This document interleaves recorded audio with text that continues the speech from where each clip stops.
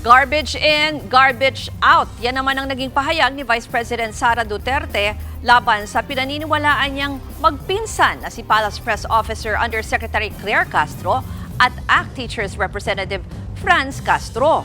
May banat naman agad dyan ang opisyal ng palasyo. Para sa buong detalye, nasa frontline ng balitang yan, si Maricel Halili. Maricel, ano ba itong naging sagot ni Yusek Castro?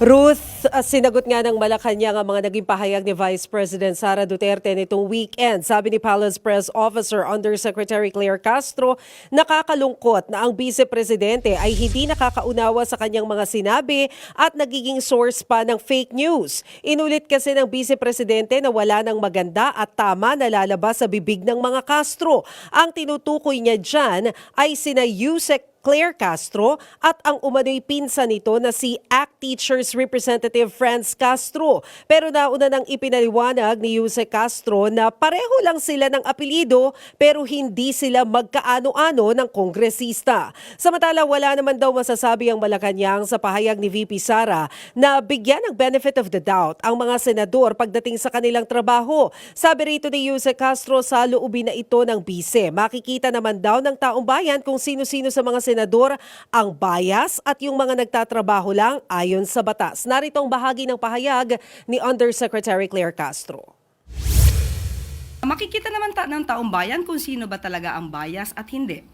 At makikita rin ng taong bayan kung sino sa mga senador ang nagtatrabaho lamang ayon sa batas. Nagiging source of fake news na po or disinformation ang ating Vice Presidente at hindi ito maganda para sa kanya bilang pangalawang nakakataas na leader ng bansa.